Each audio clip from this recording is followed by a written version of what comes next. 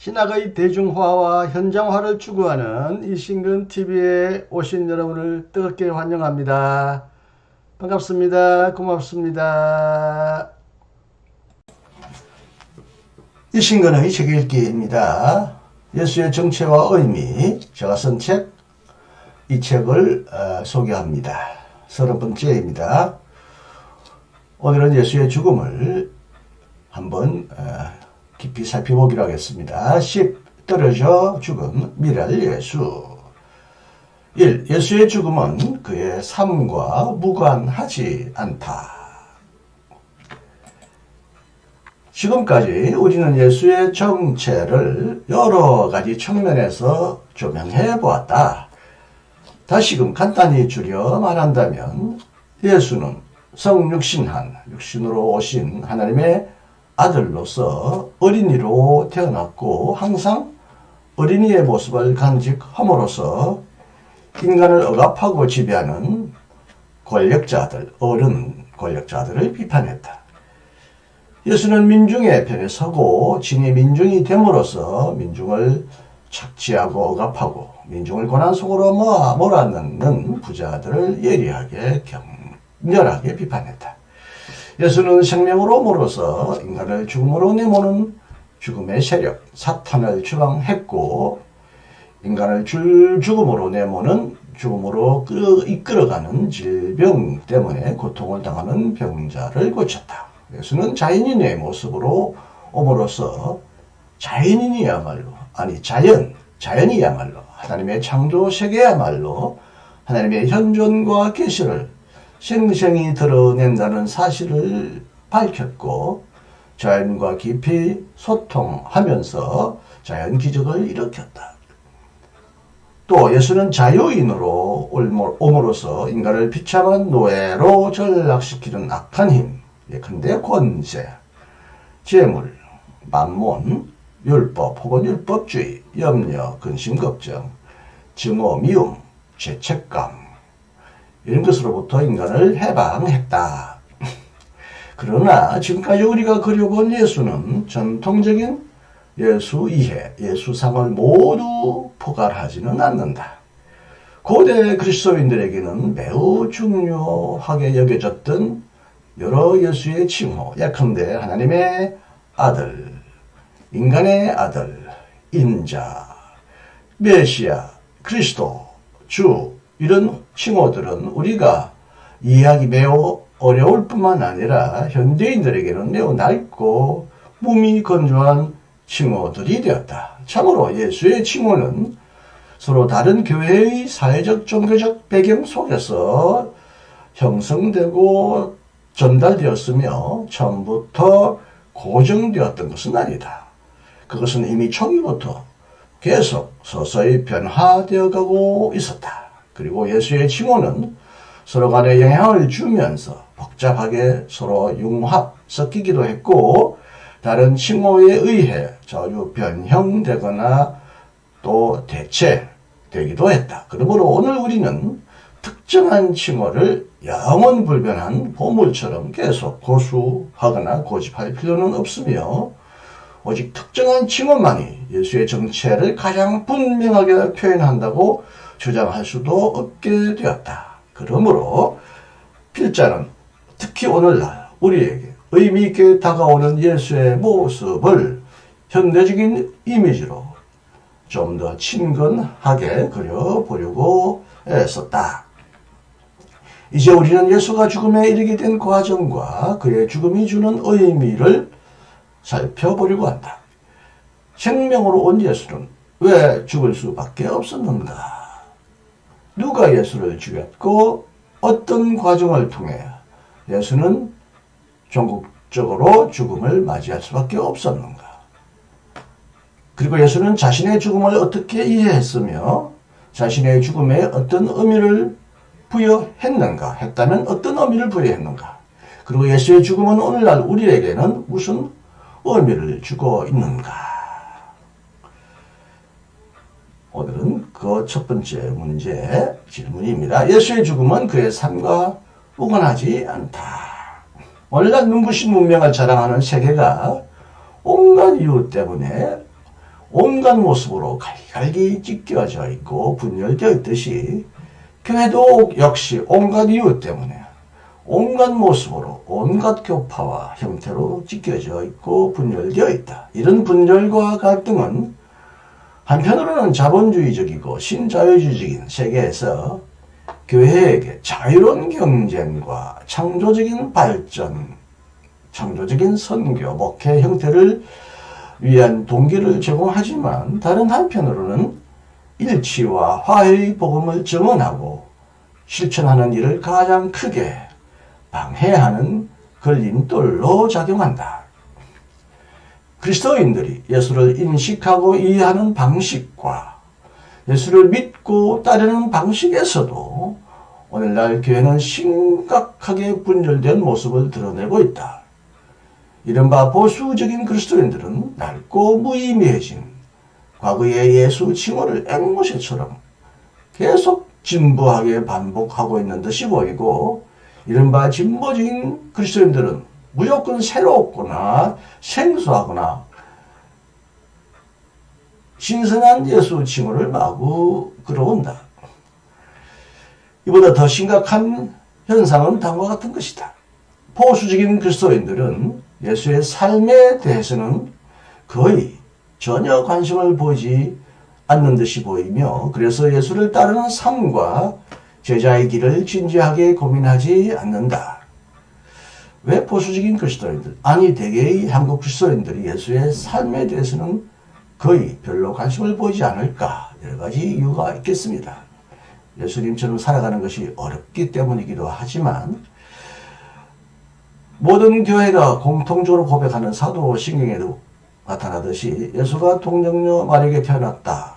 그다음에 어떻게 살고 어떤 일을 하다가 죽었느냐를 설명하지 않고 곧바로 빌라도 아래서 빌라도에게 고난을 당했다고, 태어남과 죽음 사이에 어떤 일이 일어났는지를 전혀 고백하거나 설명하지 않는 이런 사도신경의 고백도 한국 그리스도인들의 신앙 형성에 지대한 영향을 미치지 않았나 생각해 봅니다.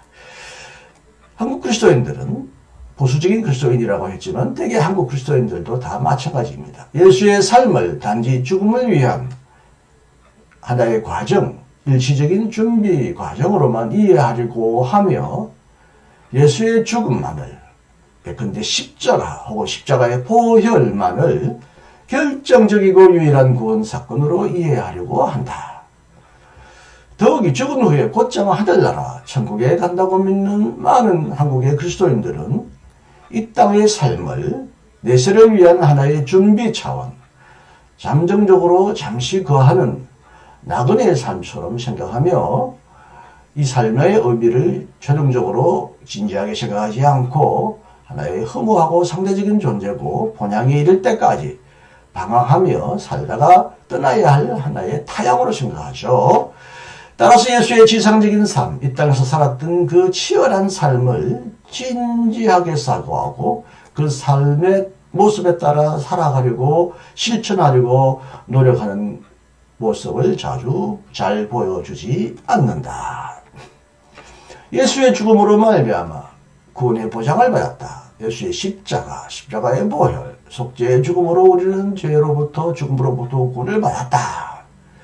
그래서 이제는 죽으면 다시는 죽음의 형벌, 하늘의 심판을 받지 않고 영원한 천국 하늘 본향으로 곧장 들어간다고 믿는 한국의 수많은 그리스도인들에게 예수의 삶이, 예수가 어떻게 치열하게 살고 말하고 행동했는가에 대한 관심을 별로 기울이지 않으며 그 삶에 특별한 의미도 부여하지 않는다는 것이다. 갈라디아서 6장 14절에서 바울은 이렇게 말합니다. 우리 주 예수 그리스도의 십자가 외에는 결코 자랑할 것이 없다. 이 말을 문자적으로 그대로 신봉하고 이 말을 완전히 아전인수처럼 자기 밭에만 물을 대는 이기적인 사람처럼 해석하는 보수적인 그리스도인들은 오직 십자가의 죽음만이 구원의 유일한 기초요, 근거요, 구원의 유일한 방법이라고 말한다. 결과적으로 그들은 복음을 그래서 과도하게 지나칠 정도로 십자가 보혈 이 죽음의 의미에 맞춰서 축소해버리고 예수의 비극적인 죽음조차도 구원을 얻기 위한 하나의 불가피한 통과 의례로 미화한다. 이런 영향에는 물론 종교 개혁자들도 어느 정도 한 몫을 했을 것이라고, 어느 정도 역할을 했을 것이라고 추측해본다.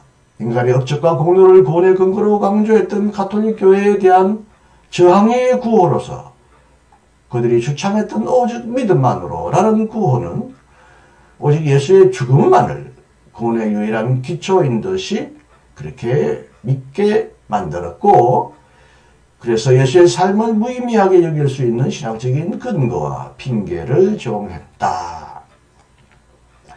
그렇게 됨으로써 그들은 예수의 죽음이 갖는 포괄적인 의미를 간과 무시할 뿐만 아니라 이를 통해 다른 사람들의 고난과 죽음도 간과하거나 심지어 미화할 수 있는 명분도 얻게 되었다. 예수는 단지 죽기 위해서만 왔고 단지 그의 죽음만이 인류에게 구원을 가져오는가? 삶과 무관한 죽음이 과연 도대체 어디에 있는가? 아무리 불운하고 불행한 비극적인 죽음이라도 그것은 삶의 촘촘한 그물 속에서, 그리고 인간이 스스로 영위했던 삶의 과정으로서, 그 결과로서 일어나지 않는가? 예수의 죽음도 바로 그의 삶의 필연적인 과정과 불가피한 필연적인 결과로서 일어나지 않았는가?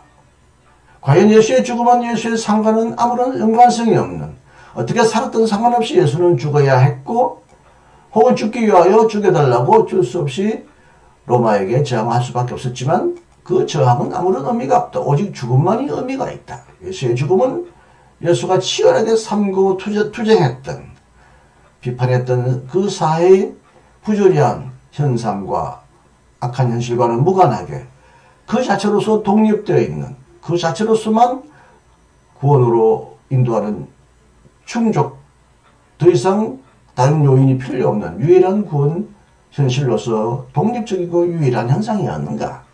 그렇다면 왜 예수가 상대적으로 오랜 기간 동안 30년이든 혹은 33년이든 현실적인 구원을 위한 방안과 어떻게 해야 우리가 구원을 얻는지, 너에게 구원이 임했다라고 살아있을 때에서 많은 사람들에게 구원을 선포했던 이런 것을, 그리고 그리스도를 따라 살아야 한다는 진지한 실천적이고 윤리적인 교훈과 윤리적인 명령을 우리가 왜 진지하게 여겨야 하며, 왜 예수는 그런 진지한 교훈을 주었는가?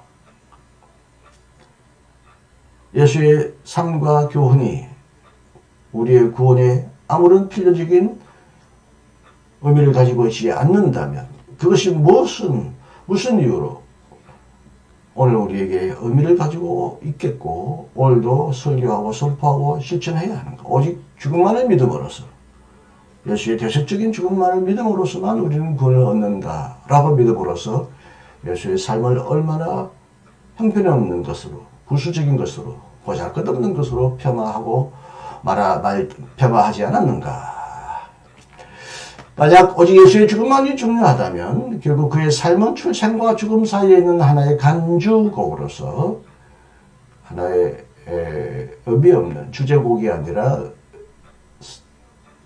삶과 죽음 사이에 걸쳐있는 하나의 의미 없는 그런 삽입곡으로서 아무런 의미를 주지 않을 뿐만 아니라, 이런 말미암아 예수의 교훈을 실천하고 예수를 따르려는 진지한 태도도 완전히 무색해지거나 사라져 버릴 것이다.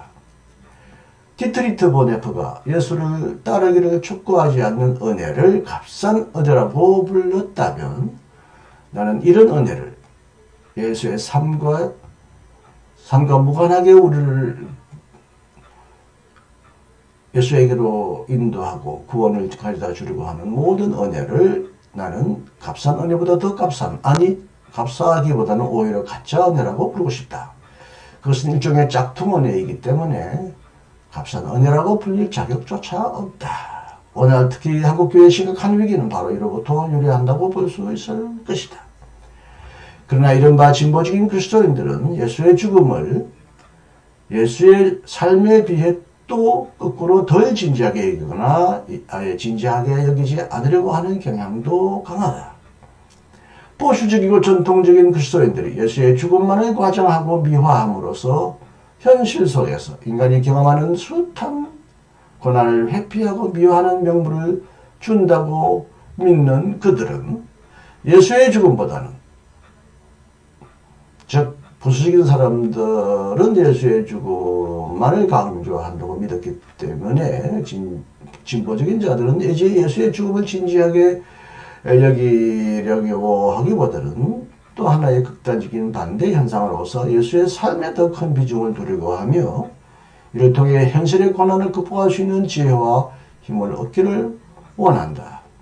줄여 말하면 전통적이고 보수적인 그리스도인들은 예수의 죽음을 지나치게 강조하고 진보적인 그리스도인들은 예수의 삶을 강조한다는 의미에서, 이런 의미에서도 한국교회는 이 두 경향에 의하여 서로 대립하거나 분열되어 있다고도 보아야 할 것입니다.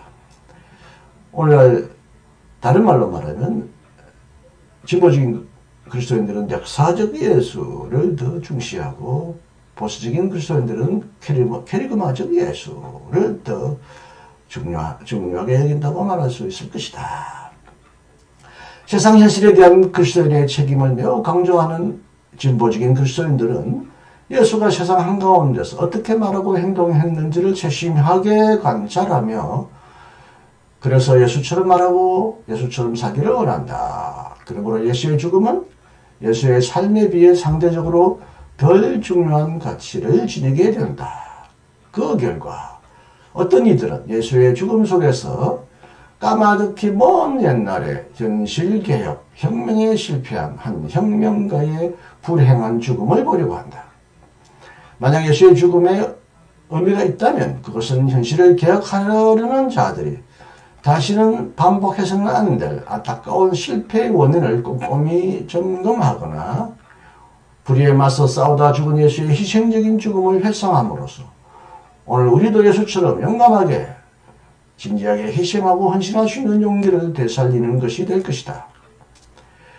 진보적인 그리스도인들이 예수를 진지하게 따르려고 노력함으로써 현실의 고난을 극복하고 세상을 변혁하는 일에 어느 정도 기여했다는 사실을 우리는 무시해서는 안 될 것이다. 그들은 복음이 단지 내세와 피안을 위한 보상이나 위로만을 제공하는 것이 아니라 무엇보다도 현실 변혁을 위한 동기와 능력을 제공한다는 사실을 올바로 강조한다.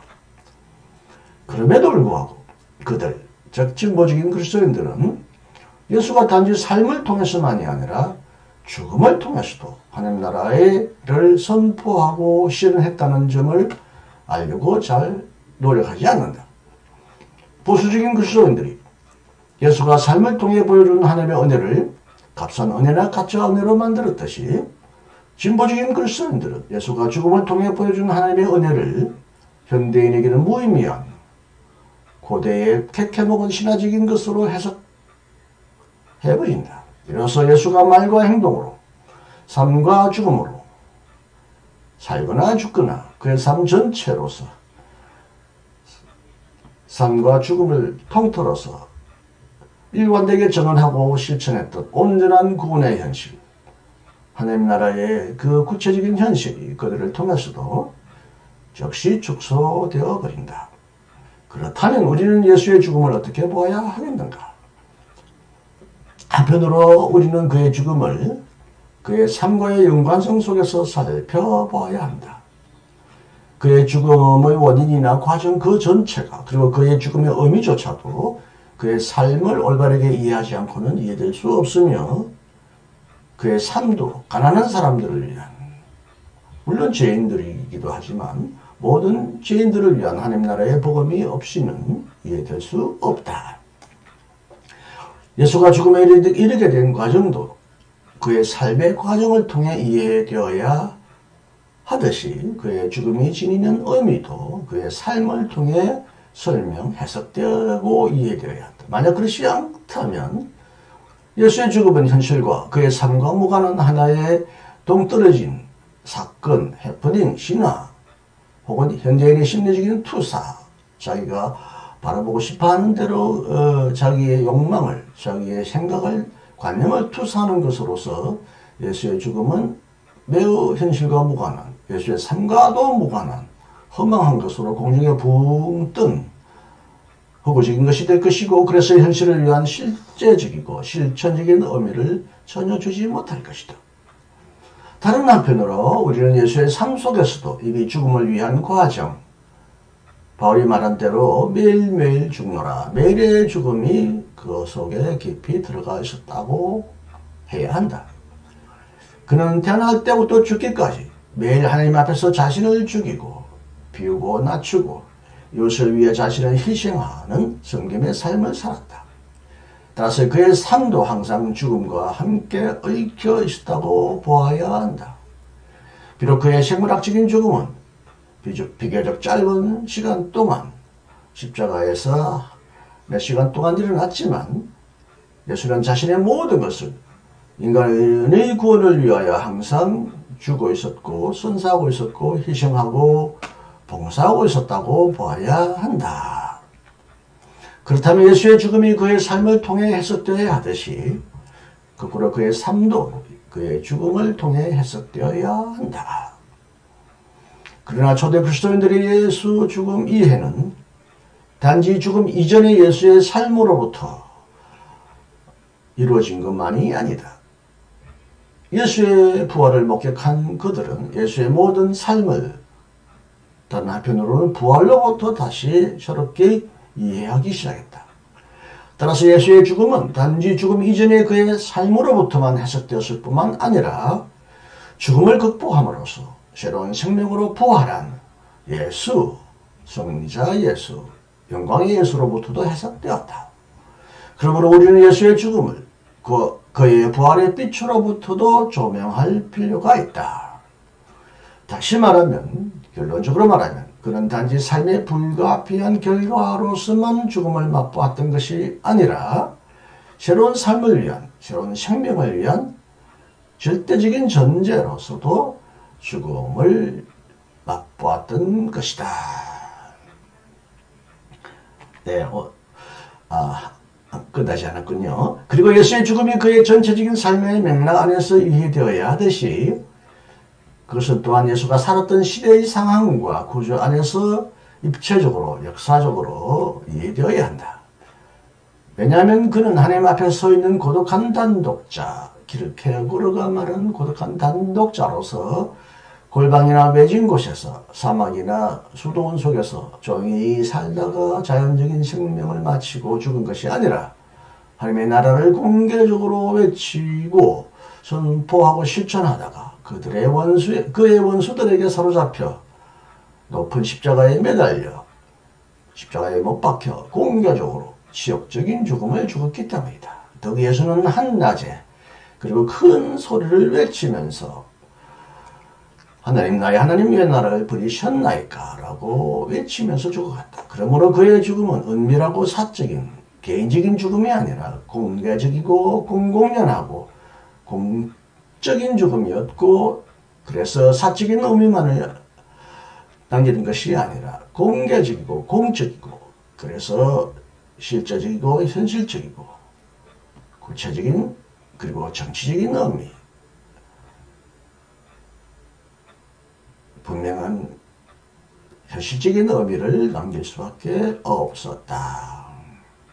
네, 여기까지 오늘 방송해 드렸습니다. 십자가 예수의 죽음을 어떻게 이해하느냐라는 우리의 질문을 던진 다음에 오늘 우리가 간과하기 쉽듯이 예수의 죽음을 죽음 그 자체로서만 놓고 다른 죽음 해석이나 다른 죽음과 이리저리 비교하면서 예수의 죽음을 이해해서는 안 되며, 그의 삶의 필연적인 결과인 그 죽음을 그의 삶으로부터 조명하고 해석해야만 그의 죽음을 우리는 올바르게 온전하게 이해할 수 있을 것이라는 저의 입장을 여러분에게 설명해 드렸습니다. 감사합니다. 다음 시간에도 또 다시 만나기를 기대하겠습니다. 안녕히 계십시오. 이신근이었습니다.